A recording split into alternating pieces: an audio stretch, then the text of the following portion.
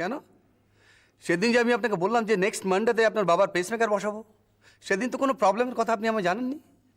আমি অলরেডি ওটি বুক করে ফেলেছি। হ্যাঁ, আপনারা জানেন না এই হসপিটালে ওটি বুকিং করা কত শক্ত। নিহার স্যার বুকিং করেছেন, তাই পাওয়া গেছে। সেটা আমি বুঝতে পারছি ডাক্তারবাবু। আসলে আমি একটা সমস্যায় পড়েছি বলেই আপনাকে এতবার করে অনুরোধটা করছি আর কি।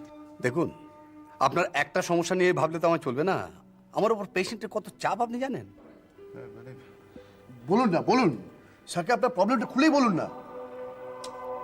হ্যাঁ, অত হেজিটেট করছেন কেন? বলেই ফেলুন না। অ্যাকচুয়ালি আমাদের যন্ত্রটা পেতে টুইস্টে হয়ে যাবে, মানে তারপরে আপনি যে কোনো দিন। কি ব্যাপার ভট্টাচ, আপনাদের কাছে পেসমেকার স্টক নেই? কেন থাকবে না স্যার? আপনি যদি বলেন, এক্ষুনি যদি বলেন, মানে আমি 2 ঘন্টার মধ্যে আপনার সামনে এতে হাজির করবো। তাহলে আপনারা এই কথা বলছেন কেন?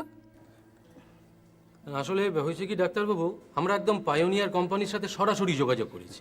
তা ওনারা বলেছেন যে অর্ডার পেলে 2-1 দিনের মধ্যে একদম আমেরিকা থেকে ডাইরেক্ট কুরিয়ার করে পাঠিয়ে দেবে। হ্যাঁ, মানে ডাইরেক্টলি আনালে জিনিসটার দামও অনেক কম পড়বে, তাছাড়া প্রোডাক্টের কোয়ালিটি অনেক বেটার হবে। তাই নাকি? আমাদের কোম্পানির প্রোডাক্টের কোয়ালিটি যে খারাপ হবে সেটা বা বুঝলেন কি করে? হ্যাঁ, আমাদেরটা তো আমেরিকা থেকে আনানো। না, খারাপ হবে সে কথা তো বলিনি একবার, কিন্তু মূলত দামটা তো আপনাদের প্রোডাক্টের থেকে 20,000 টাকা কম। তো সেটাই আমাদের কাছে আসল ব্যাপার। আপনারা একটা কাজ করুন, আমি পেশেন্টের ডিসচার্জ সার্টিফিকেট লিখে দিচ্ছি। হ্যাঁ, আপনারা অন্য কোথাও নিয়ে যান, মানে অন্য কোনো সস্তা জায়গা থেকে করিয়ে নিন। এই আপনি কি বলছেন ডাক্তারবাবু? তাহলে আমার বাবার কি হবে? সেটা আপনারাই ভালো বুঝবেন। হ্যাঁ, অন্য কোনো সস্তা জায়গায় করিয়ে নিন, এত দূর যখন এগোতে পেরেছেন। ডাক্তারবাবু, আপনি আমাকে ভুল বুঝবেন না। দেখুন, আমরা হচ্ছে মধ্যবিত্ত মানুষ, মানে এতগুলো টাকা জোগাড় করাটা সেই জন্যই আর কি। এটা নিয়ে মেট্রনের কাছে চলে যান, আপনার বাবাকে ডিসচার্জ করে দেওয়া হবে। আপনি প্লিজ এইভাবে বলবেন না। আমি আপনার কাছে অনেক আশা নিয়ে এসেছিলাম। কিন্তু আপনারা তো ওনার উপর ভরসাই করতে পারছেন না। নিন নিন নিন, আমার টাইম অযথা নষ্ট করবেন না, অনেক ওয়েস্ট করেছি আমি। প্লিজ প্লিজ, আপনি আমাকে ভুল বুঝবেন না। আপনি যা বলবেন আমি তাই করব। আমার উপর এতটা নিতে হবে না, প্লিজ ডাক্তার। ঠিক আছে, তাহলে আপনারা এক কাজ করুন, সোমবারই অপারেশনটার ব্যবস্থা করে, বুঝলেন তো? আর পেসমেকারের জন্য ভাববেন না। হ্যাঁ, ওটা আমি ঠিক মতো সাপ্লাই করে দেবো। আর টাকার কথা ভাবছেন, ওটা বেশি হবে না, ওটা ব্যবস্থা করে দেবো, কোনো চিন্তা করবেন না। তাহলে কম লাগে আমি সব ব্যবস্থা করবো। যা বলবেন, এবং আপনি যা বলবেন, কিন্তু আমার বাবাকে সুস্থ করে দিন। আপনি আর কিছু চাই না ডাক্তারবাবু, কিছু না, কিছু না। কমলেশ, আমি আসি রে, তুই কথা শেষ করে আয়। সুমন্ত, না না না, তা হয় না। আপনি সারাক্ষণ ওই মুখ বুজে কাজ করে যাবেন, আর আমাদের মতো অকর্মণ্যদের সঙ্গে বসে এক কাপ চা খাবার আপনার সময় হবে না। বসুন, সেটা তো হয় না। আপনার ভয় নেই, বেশি সময় আপনার নেব না। ঠিক আছে, এবার থেকে চা কফি খাবার ইচ্ছে হলে ক্যান্টিনে না গিয়ে আমি এখানে চলে আসবো। I shall be to glad sir, কিন্তু আমি জানি যে সে সৌভাগ্য আমার কখনো হবে না। এটা আপনি জোর করে বলছেন না? Not at all. আপনি তো আজকাল ক্যান্টিনেও কদাচও চা খেতে যাওয়ার সময় পান না। সে খবরও রাখেন দেখছি। হ্যাঁ, আসলে চা কফি খাওয়ার ইচ্ছেটা ধীরে ধীরে কমে আসছে। কমে আসছে না কাজের চাপে কমাতে বাধ্য হয়েছেন? 1 মিনিট। Yes sir. দুটো চা। Okay sir.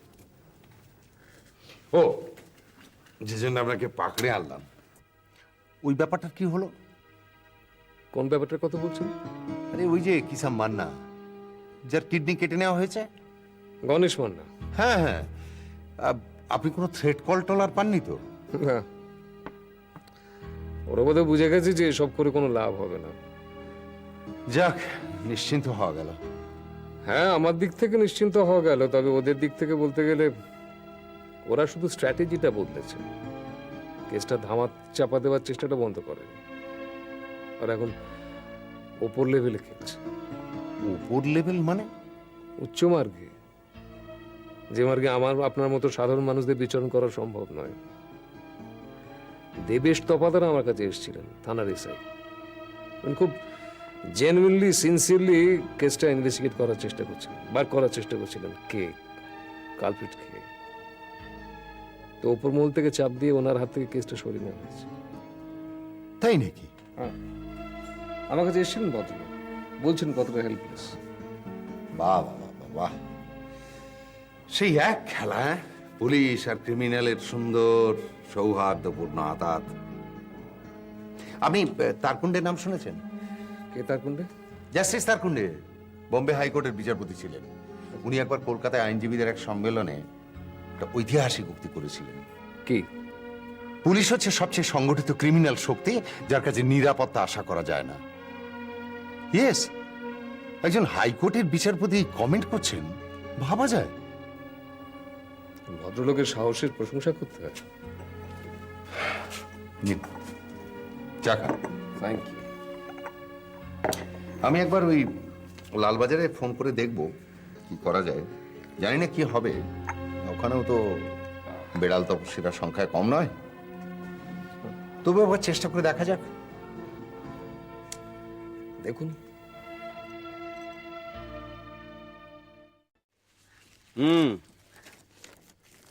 তোদের জন্য সব এনেছি, নিবি না? হ্যাঁ, দেবো দেবো দেবো দেবো দেবো। তার আগে আমি যা জিজ্ঞেস করছি তার জবাব দিতে হবে। কি বলবি তো? আগে দেবো না, আগে নয়, আগে নয়। আগে আমি যেটা জিজ্ঞেস করছি তার জবাব দে। আচ্ছা, তোদের এখানে গণেশ বলে একজন থাকতো না, তার সম্পর্কে তোর কিছু জানিস? গণেশ দত্ত ভারী অসুখ করেছে, তাই একদিন তার বাবা এসে এখানে কাঁদছিল। কে এসেছিল? লক্ষণ এখানে কবে এসেছিল? 2-3 দিন আগে। কার সঙ্গে কথা বলেছে? তোদের সঙ্গে? না, নতুন দিদিমণির সাথে। ও, এই আশ্রমে বসে এসব হচ্ছে। কি বলেছে মন্দিরা? দিদি বলেছে কি গণেশ দার শরীর থেকে কি হলো? থেমে গেলি কেন? বল, কি বলেছে?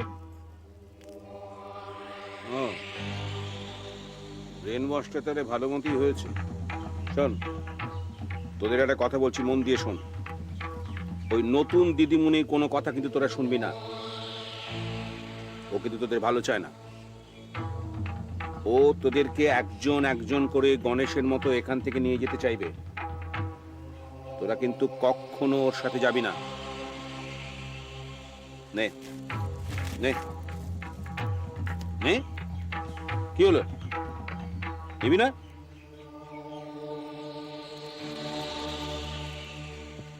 মাখন, মাখন,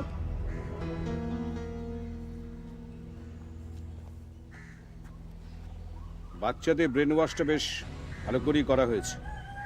মন্দিরা কিন্তু বাড়াবাড়ি শুরু করেছে। কিন্তু আপনি ওকে ছাড়িয়ে দিচ্ছেন না কেন স্যার? না মাখন,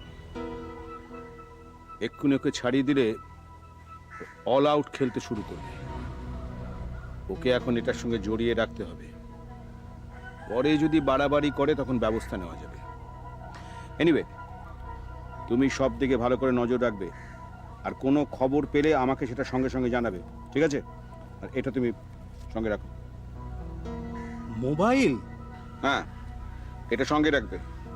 যখনই কোনো খবর পাবে সঙ্গে সঙ্গে আমাকে ফোন করে জানাবে। জায়গা ছেড়ে একদম নড়বে না। এটা যত্ন করে রাখবে, পরে আমি ফেরত নেব, ঠিক আছে? ঠিক আছে স্যার, কিচ্ছু চিন্তা করবেন না। আমি এখন যাচ্ছি, আমার অনেক কাজ আছে। ও শোনো, এগুলো বাচ্চাদের জন্য এনেছিলাম, দিয়ে দেবো ওদের।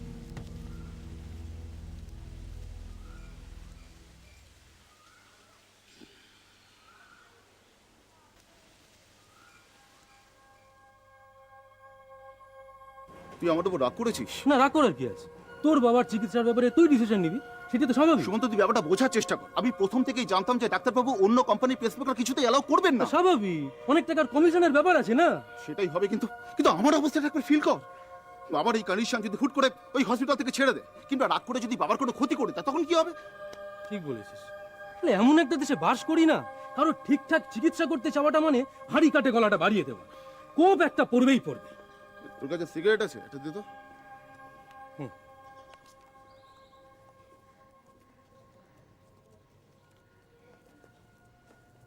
লাইটারটা আপনি? হ্যাঁ, আপনাদের একটা অপশন দিতে এলাম। অপশন? অপশন না বলে কম্পালশন বলুন। বলতে পারেন অপশন উইদিন দ্য কম্পালশন। আসলে আমি আপনাদের কথা শুনে না একটু ফিল করতে পেরেছি। মনে হচ্ছে আপনাদের বোধহয় একটু টাকা পয়সা জোগাড় করতে অসুবিধা হচ্ছে। স্বাভাবিক, আমরা তো আর কালো টাকা রোজগার করছি না। একটা সাধারণ মধ্যবিত্ত পরিবার তার পক্ষে আই আন্ডারস্ট্যান্ড, সেই জন্যই তো বলতে এলাম। আচ্ছা, what about a second hand pacemaker? Second hand? হ্যাঁ, মানে আপনাদের কোম্পানি কি সেকেন্ড হ্যান্ড পেসমেকারও বিক্রি করে নাকি? না না না, এটা কোম্পানির প্রবলেম নয়। ইনফ্যাক্ট আমি এটা পার্সোনালি অ্যারেঞ্জ করে দিতে পারি। জিনিসটা কিন্তু ভালো হবে। আসলে একজন পেশেন্ট সেটা লাগাবার পরে হঠাৎ এক্সপায়ার করে। In that case in that case সেটাও আপনারা হস্তগত করেন এবং তা নিয়েও ব্যবসা করেন। দেখুন, আমি কিন্তু আপনাদের কথা ভেবেই কিন্তু অপশনটা দিয়েছিলাম। শুনুন মিস্টার এম, ওই জাতীয় পেসমেকার আমি রামকৃষ্ণ মিশন কিংবা অন্য কোনো দাতব্য চিকিৎসালয় থেকেও জোগাড় করতে পারি, কারণ আমি একটু সোশ্যাল ওয়ার্ক করি তো, এবং সেটা একটি পয়সা খরচ না করে জোগাড় করতে না না না, আমি বাবার শরীরে কোনো রকম ইউজড পেসমেকার বসাতে রাজি নই। দ্যাটস ফাইন, আমি শুধু আপনাদের কথা ভেবেই করেছি। Thank you. Okay okay, sorry for disturbing. চলি। চিকিৎসা ব্যবস্থাটা ধীরে ধীরে মাফিয়াদের হাতে চলে গেল। বলেন কি স্যার? ইয়েস, এমন আটঘাট বেঁধে এরা কাজ করে যে অনেক সময় টের পেয়েও পুলিশের কিছু করার থাকে না। সারপ্রাইজিং। সারপ্রাইজিং তো বটেই। চেন্নাই, মুম্বাই এসব জায়গায় শরীরের অঙ্গ প্রত্যঙ্গ নিয়ে পুলিশের চোখের সামনে ব্যবসা চলছে। কলকাতাও যে হয় না তা নয়, তবে অনেকটা চোরাগোপ্তাভাবে। তো পুলিশ এসব জেনেও কিছু করতে পারছে না? কি করে করবে? পুলিশের কাছে তো কোনো অভিযোগই নেই। আর যেসব নার্সিংহোমে এসব কেস হচ্ছে তাদের মালিকরা প্রত্যেকেই সমাজের একজন লব্ধ প্রতিষ্ঠ ব্যক্তি। যারা এসব অপারেশনের সঙ্গে যুক্ত তারা প্রত্যেকেই হয় রেপুটেড, না হলে ইন্টারন্যাশনালি রেপুটেড সার্জন। আর যাদের অঙ্গ প্রত্যঙ্গ কেটে নেওয়া হচ্ছে তারা হয় লোভে, না হয় ভয়ে পুলিশের সামনে মুখ খুলছে না। পুলিশ কি করতে পারে আপনি বলুন? ওই যে আপনি বললেন ইন্টারন্যাশনালি রেপুটেড ডাক্তারের এর সঙ্গে জড়িত, তো তাদের তো টাকা পয়সার কোনো রকম অভাব কিছু নেই।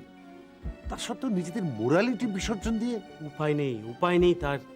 এরাও তো সব জালে আটকা পড়ে গেছে। জাল? হ্যাঁ, জাল।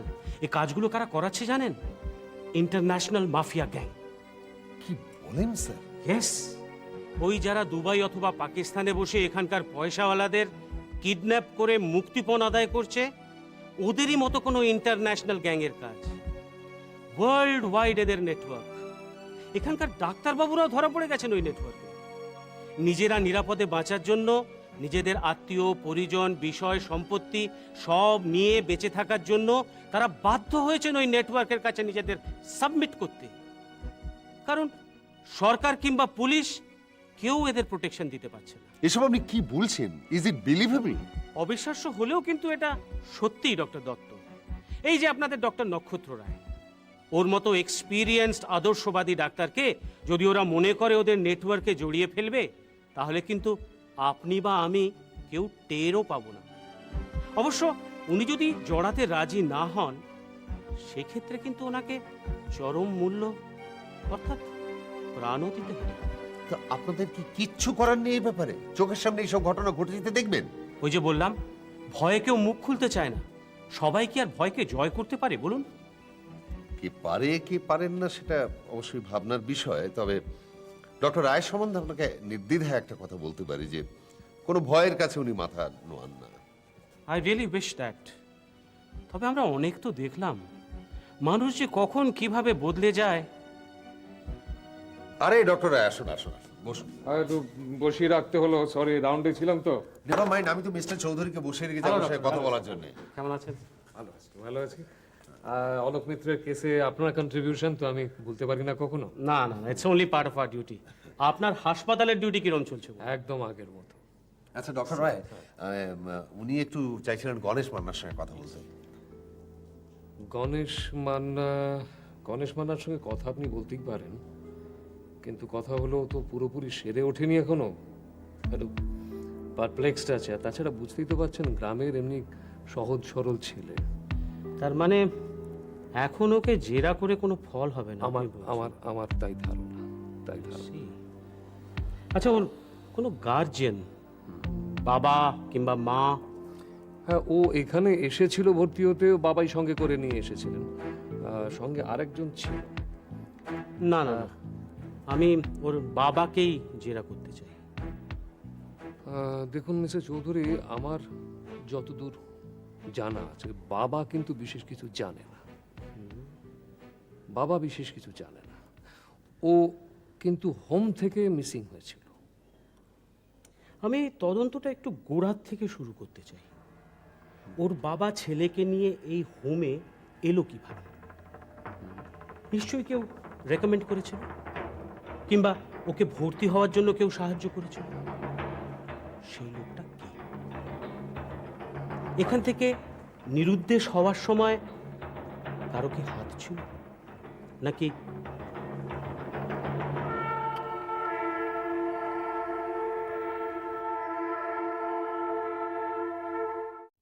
কি রে, তোর তো আজ অফিসে যাওয়া হলো না? না, কি করে যাবো? ওই পিএসএল ফার্মতে একবার যেতে হবে কথাবার্তা বলতে। কতক্ষণ লাগবে? তুমি বিস্কিটটা নিয়ে নাও, আমি আচ্ছা খাবো। কেন বলতো খালি পেটে চাগুলো খাচ্ছিস?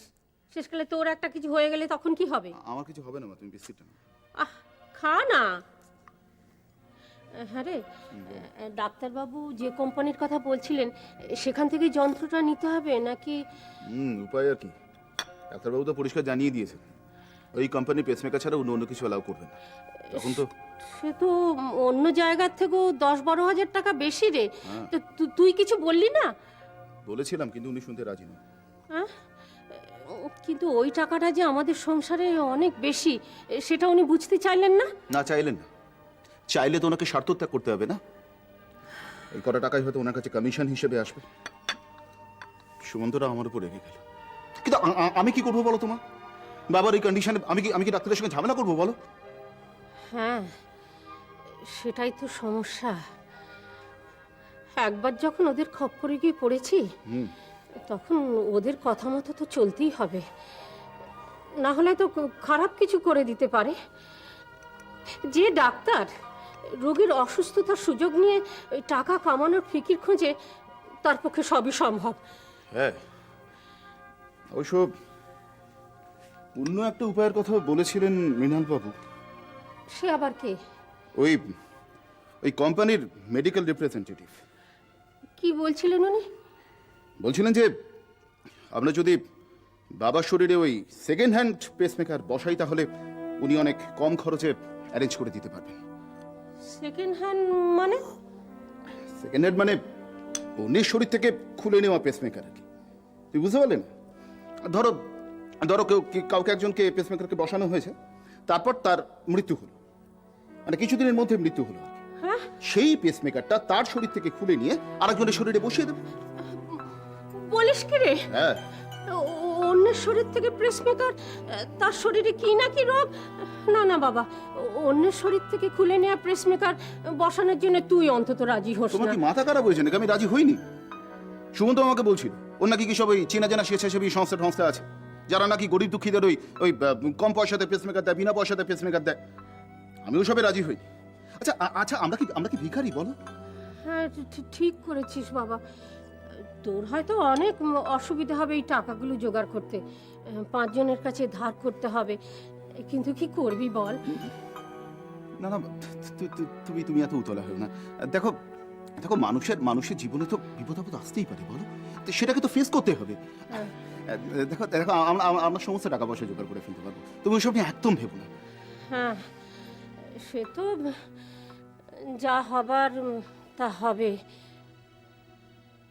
কিন্তু আমার মনে যে আর একটা ভয় উঁকি দিচ্ছে বাবা।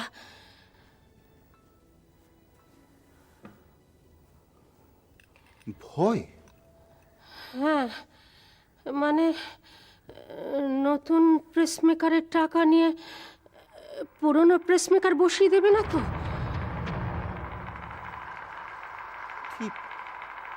কি বলছো কি তুমি?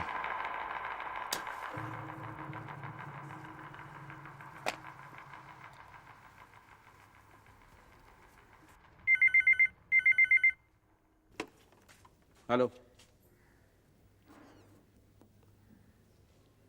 সে কি? হ্যাঁ, নতুন কোনো প্রবলেম? হ্যাঁ, কে? লালবাজার থেকে? হুম, ঠিক আছে, আমি দেখছি। এরকম যে হবে সেটা আমি আগেই গেস করেছিলাম। আমি ব্যবস্থা নিচ্ছি।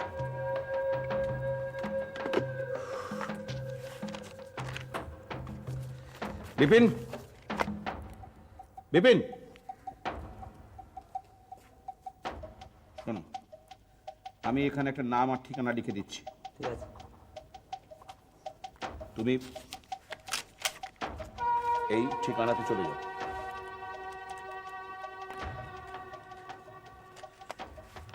শোনো শোনো শোনো, কাকে কি বলতে হবে সেটা আমি বুঝিয়ে দিচ্ছি।